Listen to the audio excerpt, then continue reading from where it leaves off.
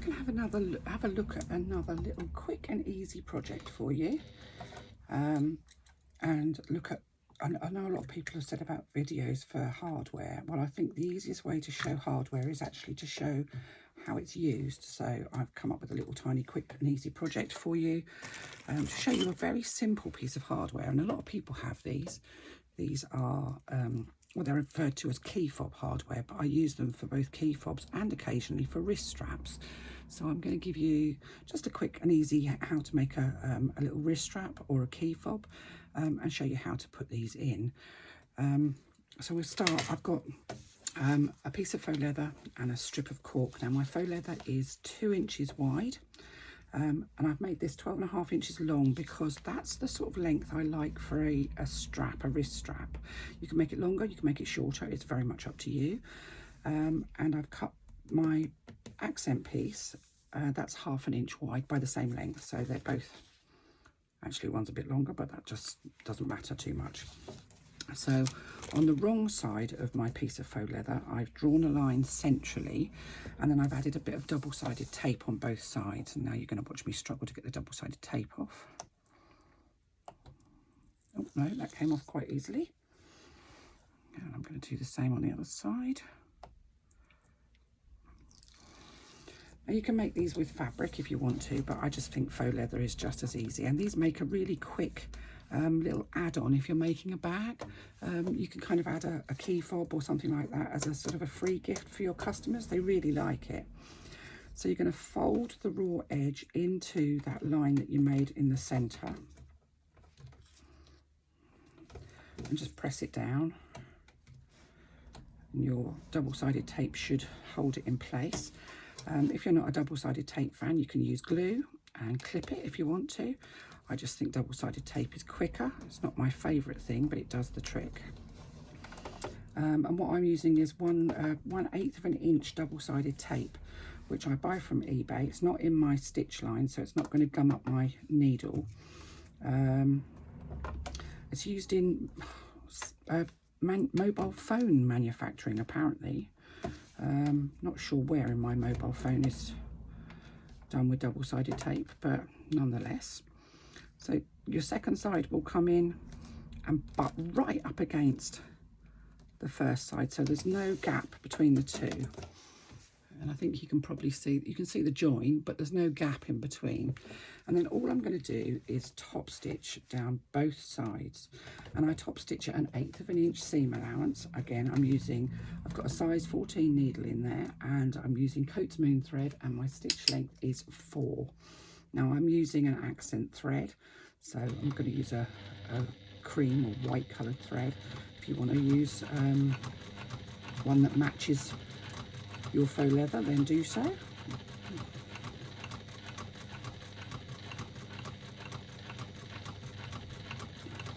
And you can kind of make these match your bag. So if you've got a little bit of faux leather on your bag, you could use a scrap of faux leather that's left over from that.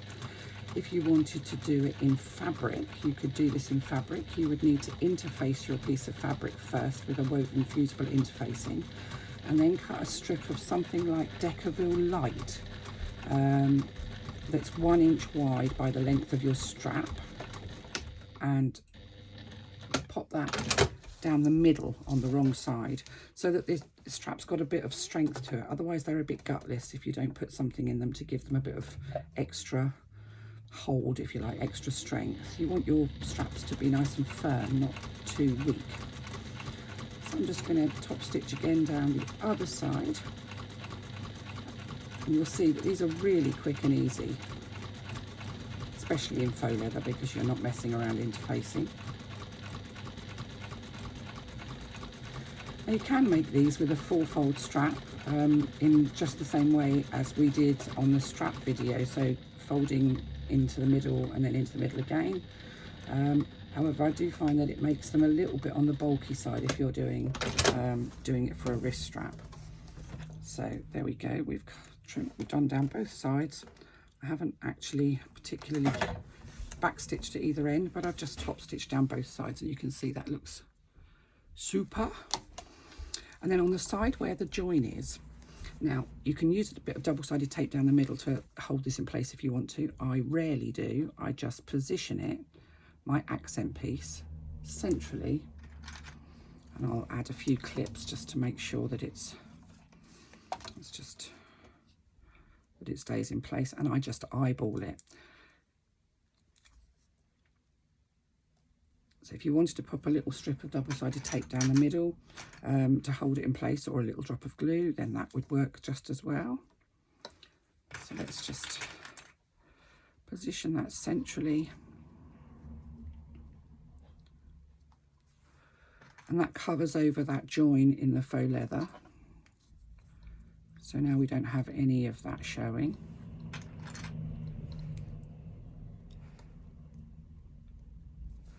And so my piece of cork is actually a little bit too long, but that's fine, I can trim off the end. And then I'm just going to stitch again down the side of the cork. And my clips are going to get in the way, so I'm actually going to take that off as I stitch. So again, at 1/8 of an inch from the side of the cork, or if you're using faux leather, then you could use another strip of faux leather. You could use the same colour faux leather if you wanted to. That gives quite a nice look, it's quite classy. If you wanted to do fabric as an accent on here, then you would need to cut your fabric 1 inch wide, interface it, and then fold both raw edges in so that it's wrong sides together by 1/4 of an inch to the centre. So effectively what you'd end up with is a 1/2 inch strip to go down. You wouldn't want a raw edge with a fabric accent.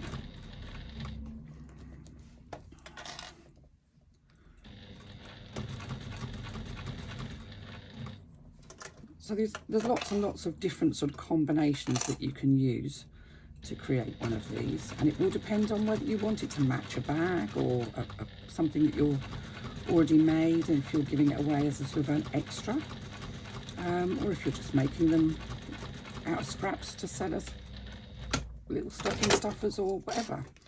So having done one side, I'm now going to top stitch down the other side, but I'm doing it from the same end because otherwise it will twist. We've already talked about twisting and we talked about the straps. And again, 1/8 of an inch from the side of my piece of cork.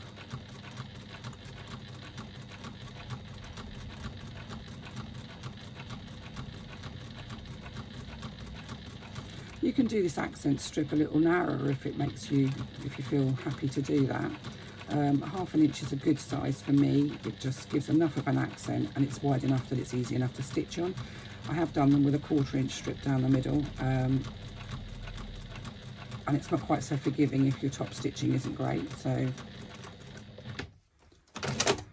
there we go. Oop, let's just trim off that end piece because that's, trim off any threads that you might have.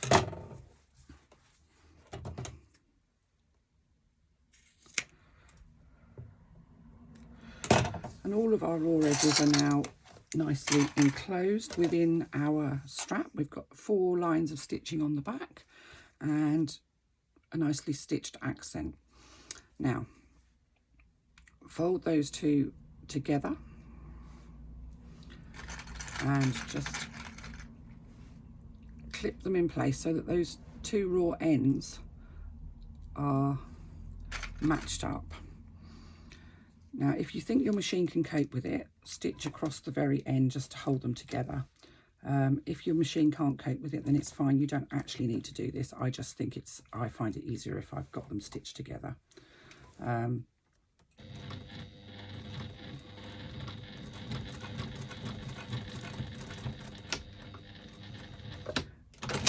again, I'm stitching at 1/8 of an inch away from the very end because I don't want that stitching to show, and I'm trimming off all my ends there. And there we have, you can see that's a nice little wristlet, and I've got big hands, so that works really well. Now let me grab a drop of, no, let's grab this one because this one's a better one. Now, some people like to glue these and some people prefer not to. I think a little bit of glue doesn't do any harm. And I put my glue inside of the hardware. So now I've just got to wait for the glue to come down to the pointy bit of the bottle. And I'm just using Fabri-Tac here. If you want to use something a bit more sort of sturdy, then you can do. And I just put a little drop of glue inside, not a lot, because you don't want it to splay out of the sides and get mucky. And then I'm going to position my strap within that sort of open end of my hardware. And you can see it's got two little teeth in there, and those are what will hold this strap on. So you need your strap rather to go underneath those. So it needs to go right into the sort of the apex of that triangle, if you like. Now, if you don't have a pair of special pliers to do these, what you can do is pop a little drop of something solid, so a piece of wood on top of there, and use an ordinary hammer to hammer those down. Or you can use a pair of these. These are flat-nosed pliers, wide flat-nosed pliers. Now these are fiddly to use, and sometimes I actually think these are more trouble than they're worth. You need to get the pliers right on to your hardware so that the pliers, let's just do that again. Just managed to pull that out slightly. So that the pliers, let's open my pliers a bit more. So that the pliers sit, let's just show you that. So they sit over the end of this hardware. Most of these hardwares have a slight incline at the top on both sides. If you have your pliers further down, all they do is slide straight off. So get your pliers so that the ends of your pliers are just slightly over the end of your hardware, and compress them down. Now, if you use ordinary pliers, what will happen is you will dent your hardware. So let me just grab a pair of ordinary pliers. If you use something like this and you start doing this, I mean, these ones are not too bad because they're quite long, but if you use something like that, all that's going to happen is you're going to end up making dents in your hardware because you're not making even pressure onto that piece of hardware. So do be aware that not all pliers will work for all jobs. If you're going to use the pliers that are, these are the ones that are designed for the job. So there we have one rather swish little wristlet. I'm just going to wiggle that about a bit because it's slightly wonky somehow. That's better. One little wristlet. If you wanted to make a smaller one, then you have a wristlet and a matching key fob. So that's how I use these just very simple, very cheap eBay, Amazon key fob hardware that you can get a packet of about 20 for a couple of pounds. They're really not expensive. Once they're not as shiny as some, and you do get good quality and bad quality ones, but they make a really nice little extra if you're making a bag. So there's a little wrist strap for a clutch or something like that, and a key fob, and you can kind of give those away free, or you can, if you're a person who does craft fairs, you can make up a load and just hang them on a mug rack or something like that and sell them cheaply because they cost very little to make, take very little time, and you can use your scraps. So there we have them. Wrist strap, key fob. The only thing I wouldn't do, and I have seen this done before in bag groups, is people have used these on the top of bags, taken off this part, put them on the top of bags and use them to add a swivel clip. Now, I wouldn't trust that to stay on the top of a bag if you have any weight in it, so I would avoid trying that if I were you. I haven't tried it, but it just doesn't feel like it would be safe to me. So there you go. Your main piece was 2 inches wide. Your accent piece is 1/2 inch wide. Fold the main piece into the center, stitch down the sides, position your accent piece, stitch down the sides and add your hardware. Couldn't be easier.